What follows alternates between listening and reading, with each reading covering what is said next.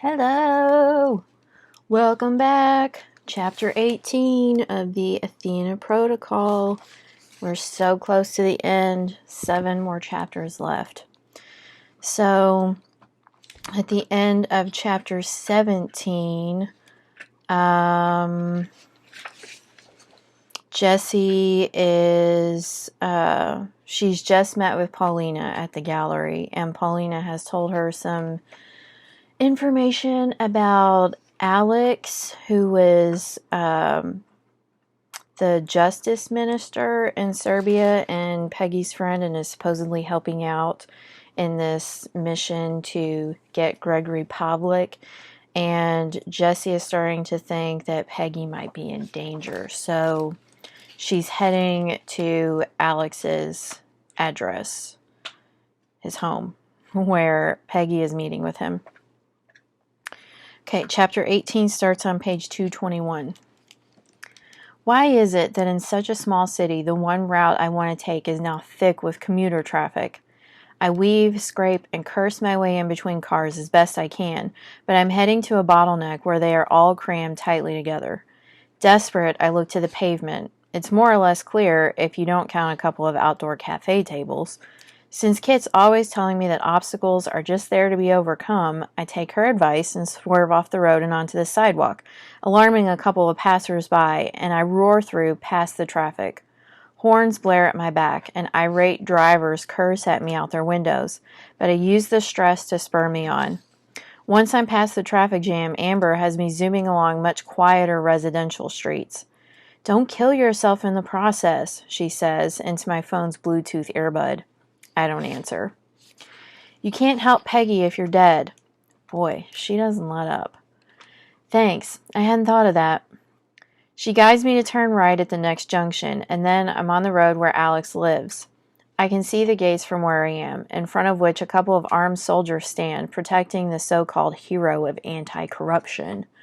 I swerve into the road and find myself head-on with a speeding ambulance bearing down on me.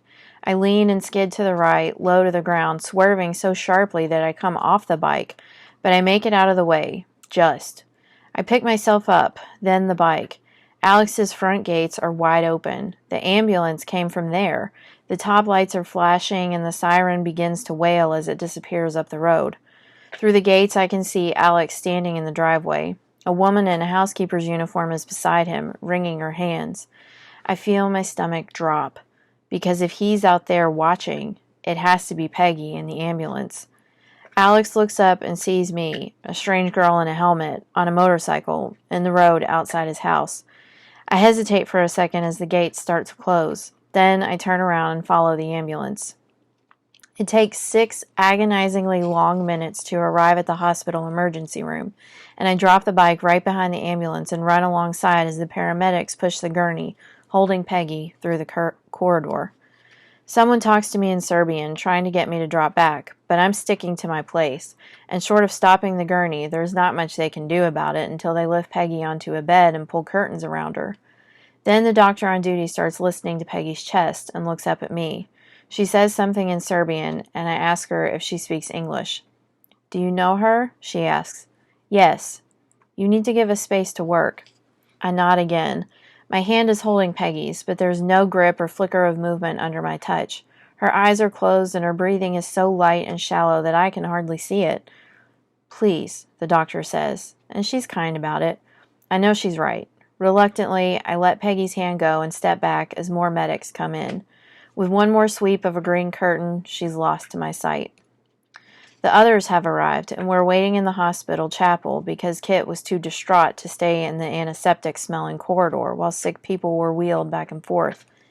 The downside is that here in the chapel the smell of incense is overpowering, and the wooden painted eyes on a statue of a weeping Virgin Mary are staring at me. If it's supposed to inspire comfort and peace, it's really not working that well. "Jess, please don't." Sitting on the chair next to me, Kit turns and puts a hand over my own. Her eyes are teary. My fingers have been drumming up and down, tapping out a nervous pattern. But I feel my mother's hand is not just there to stop me from moving. It's comforting me, and maybe looking for comfort too. I guess we both need something to hang on to while we wait for news of Peggy. The first diagnosis is sketchy. They're checking for a stroke, because Peggy is alive, barely, but not responsive. On the row of chairs in front of me, Caitlin sits alone, her strong frame slumped, head down. I lean forward and put out a hand to grasp one of her shoulders, and she turns her head a little to acknowledge, but she doesn't look at me. The chapel door opens, and Hala stands there, outlined in the harsh light from the hospital corridor. She beckons, and the three of us rise like one body and follow her outside. "The doctor's back," she says, walking ahead of us. The specialist is a tall, slim man with thick hair streaked with silver. He's in green scrubs, and he doesn't look that different from the doctor who tried to examine me in Gregory's nightmare hospital. I wonder if he'll ever get an offer to work there, and what he'd do if he did. "Who's the next of kin?" he asks. "We all are," says Kit, with authority. The doctor hesitates as he looks us over. We must look like a motley bunch. One dark-haired Brit, one blonde Southerner, an Arab, and a music star, none of which fits remotely with Peggy's African-American heritage. I can see that he recognizes Kit, dimly, even if he can't place her right now. As for Kit, she's probably thinking it's better not to mention that Peggy has 2 grown children in the States, not if we want to get any answers. She starts firing questions before the doctor can think up any to ask us, and no match for Kit's crossed arms and attitude. He starts talking. "She's not showing the usual symptoms of a stroke," he says. "Her heart results are weak, but not consistent with a heart attack." "Could she have been attacked?" I ask. He stares at me uncomprehendingly. "Could she have been given something?" Kit clarifies. "Blood tests are due back very soon." "How soon?" snaps Hala. The doctor's taken aback by all of us on him like a ton of bricks. "In 20 minutes, maybe," he says. "For now, we're keeping her comfortable. She's in a private room, as you asked." He ushers us to the right, to a smaller corridor that leads into a room with a glass door. Through it, we can see Peggy lying there, unconscious. She's so imposing in real life, but she looks tiny on that awful metal-framed bed. The sight makes me want to cry, but I do my best to hold it together. From the side of my eye, I see Kit's hand go to her mouth. I move inside quickly and find a seat next to Peggy's bed. Caitlin sits beside me. Kit and Hala go around to the other side. There's a choking sound next to me, and I glance sideways. Maybe it's the sight of Peggy laid out like a corpse right here in front of us. But Caitlin has lost it. She can't stop crying. One of my hands is on Peggy's, which is warm but lifeless, and the other goes to Caitlin, just rubbing the top of her back, soothing her as best I can. She's been closer to Peggy than any of us. Peggy's like the mother Caitlin never had. Warm, caring, always a kind word and a smile. And Caitlin is as loyal to Peggy as Amber is to Lee. And like Amber, when she was asked to join Athena and sworn to secrecy for the rest of her life, she didn't hesitate. We sit there, helpless, listening to the steady bleep of the machine that's monitoring Peggy's vital signs. Caitlin calms down a bit, and I look across the bed at Kit. "Alex has something to do with this," I say. I swallow, because it's hard for me to put into words my growing fear that I messed up somewhere in the preparation for this mission. I was the lead on researching Alex. If I missed something, it's my fault that Peggy's lying here, barely alive. Downcast, I start to explain, but Kit puts a finger to her lips for me to stop talking. On cue, Hala reaches into her compact backpack, pulling out what looks like a normal USB stick, but inside there's a switch that she flicks on. It's an audio blocker that takes the feed from any listening device and turns it into white noise. It's not likely the hospital is bugged, but we're always aware that our cell phones are possible targets for eavesdropping through an app or virus. Once Hala nods that it's safe, Kit turns to me. "Why are you saying that about Alex?" "Paulina said he's dirty, and why isn't he here, worried about her?" Hala shoots me a look. "We're believing Gregory's daughter now?" I ignore the sarcasm and relay what Paulina told me. Kit gives me a searching look. "Jess, she might be telling the truth, but we need more." I don't answer, because the audio blocker made me think of phones, and now I'm busy looking for Peggy's bag. It's in a little alcove at the base of her bed. "What are you doing?" Kit asks. "I want to know if Peggy got my text." Peggy's phone is in the bottom of her bag, neatly placed on top of a makeup bag, wet wipes, and pens. It's her social phone, the one she uses for daily life. She wouldn't have brought her stealth phone to a meeting with Alex.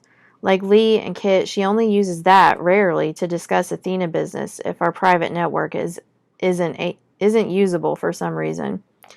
On the home screen is a recording app, flashing that the maximum limit has been reached. That's odd. On instinct, I rewind it back and press play. Sounds of low voices in Serbian, shuffling, movement, and an ambulance siren. This must have been as they were bringing her here to the hospital. I run it back farther and get Alex, his voice sounding bored and monotone. Monaco, maybe, somewhere that's not here. Then a Spanish accent. Mr. Uchik, what happened? Alex's voice changes completely. Elena, I thought you were at church. Thank God you're here. Mrs. Delaney collapsed. Then Elena on the phone, calling the ambulance, panicked. I pause the recording, and we all exchange breathless glances while I run it back a minute earlier than before, right to the beginning. This part is painful to listen to. Peggy is clearly finding it hard to breathe. She must have turned this on when she started to feel bad. Alex, you don't feel well? Peggy, what was in this? No answer. A sound, maybe Peggy collapsing, breathing hard. Peggy, why? Alex, my son needs cancer treatment, Peggy. Do you know what that costs at the Mayo? With this drive, I can blackmail Gregory and partner with him for a while, then retire. Switzerland, Monaco maybe, somewhere that's not here. We're back to the same point, and I switch it off. It's just too terrible to listen to Peggy suffering in the background. I can feel the others looking at each other, stunned, but I can't meet anyone's eyes. I feel horrible. Alex's son is supposedly enrolled at university in Rochester, Minnesota, which is exactly where the Mayo Clinic is, widely considered to be one of the best in the world for cancer treatment. How did I fail to find any link? We have to find out what he gave her. Caitlin's voice is hoarse, and her face is taut and white. Instinctively, I know it shouldn't be her who goes to find Alex. Hala feels that too, because she nods to me and gets up. Kit comes around to Caitlin and makes her sit down. You and I will stay here with Peggy, she says to her, in case she wakes up. Caitlin hesitates, enough to let Hala and me get out of the room together. Kit follows us into the corridor. What's the plan? She asks us. Make him talk. Then kill him, says Hala. Works for me, I tell her. Stop it, says Kit. She glares at both of us ferociously.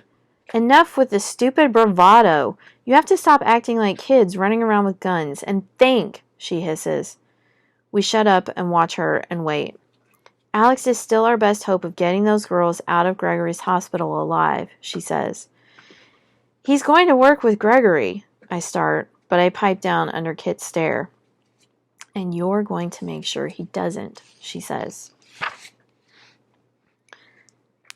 Chapter 19. I take Hala on the back of the motorbike with me. It's by far the fastest way to Alex's home, and I only hope he's still there and not off opening a new Swiss bank account or buying a first-class flight to some tax haven. We have to make a quick stop at the Athena house to pick up some things, giving me plenty of time to go over this whole Alex thing in my head. Just the fact that his son was studying in the States was a red flag, because American colleges cost such a fortune. But Alex had some savings and a couple of investments that gave him regular dividends, so it passed through the Athena net. My net. But private cancer treatment would be a whole other level of cost, potentially hundreds of thousands of dollars, and who knows for how long. I'm beyond angry with myself for not finding this information about his son's health. It's a huge miss. I feel guilty, and to be honest, it feels like I've taken Peggy to the brink of death as much as Alex has. The thought makes me push the motorbike to go even faster. Hala responds by wrapping her arms more tightly around my waist, leaning into curves with me. In her jacket, she has tucked the drugged dart pistol that she threatened me with in the woods the other night. And in mine, I have a small syringe. As we approach Alex's house, Hala gives my clothes a sharp tug, an indication to stop. We're still about 100 feet back. I obey and slide the bike off into a side alleyway behind someone else's house so that we can proceed on foot. We're both wearing baseball caps and scarves around our necks that we pull up over our faces. As soon as we reach the edge of Alex's home, Hala drops to one knee and boosts me up to go over the wall into his garden. It's about 12 feet high, and without that leg up, I'd have no chance of making it. I drop to the other side, using the branch of a small apple tree to help me down. It doesn't take Hala long to follow, and I'm only sorry that from this side, I didn't get to watch her scale that wall with no help. Even her descent to meet me almost defies physics. She doesn't use the tree like I did. She just moves like she's suctioned to the wall, and about 5 feet from the ground she finally jumps and lands without making a sound. With a couple of strides, Hala's already moved ahead of me. Through the shrubs, we can see a short driveway and 2 guards in suits hanging around. Hala pulls out a small ball from her pocket and rolls it beneath Alex's car, which is parked close to the house. A stream of smoke starts pouring from it, and eventually the guards notice. As they turn and run toward the car, guns out, Hala stalks silently behind them, lifts the pistol, and dispatches both of them into unconsciousness. They crumple to the ground, unceremoniously, in the middle of the driveway. Hala pats their pockets and finds the car key. She opens the car and leans in to plant a couple of tiny listening devices, wafer-thin dots they'll never find. Then she locks the car and replaces the key.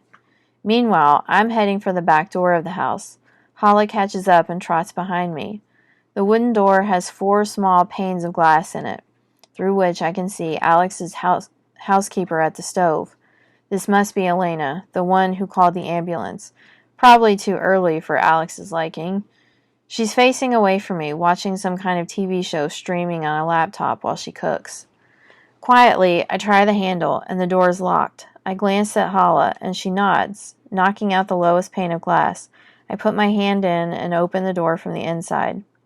We're quick, and by Elena's side before she's barely had time to turn around at the sound of the breaking glass. I'm going to read that sentence over again. We're quick, and by Elena's side before she's barely had time to turn around at the sound of the breaking glass. I give her a small shot in the arm. She passes out pretty quickly, and Hala catches her, lowering her gently to the ground. Then she reaches back for a cushion from the nearest kitchen chair and places it under her head. Meanwhile, I pad into Alex's study, which is the usual cliché of wood paneling and rows of political books. I dot a couple of listening devices around, one under the desk, another under the chair. Then I lift all the paintings, looking for a safe. It turns out to be in the bottom drawer of the desk. Very basic and easily accessible with an explosive gel tab that leaves a blackened ring on the base of the drawer, and provides enough space for me to slip a hand into the safe and pull out a bunch of papers. Some of that paper is cash, US dollars, which I leave on the floor. The others are the documents I'm still looking for. Printed keys, or long strings of letters, symbols, and numbers. These will be the only way Alex's stash of cryptocurrency can be retrieved. I tuck them into my jacket and hurry back to the kitchen, because I can hear Alex calling Elena from upstairs. When she doesn't come running, his footsteps descend toward the kitchen. "Elena," he calls, "where are you?" He speaks English, not Serbian, and so I guess Elena is South or Central American. Hardly a genius deduction considering the video stream she was watching on the laptop is in Spanish. Even as Alex walks in, Hala takes a moment to walk over to the computer and pause the soap opera, presumably so Elena won't have missed anything when she comes round. Then she looks up at Alex, cool as anything. Who are you?" he asks, looking from Hala to me. "I have security." His eyes go to the window, hoping for rescue. "They're taking a nap," I say.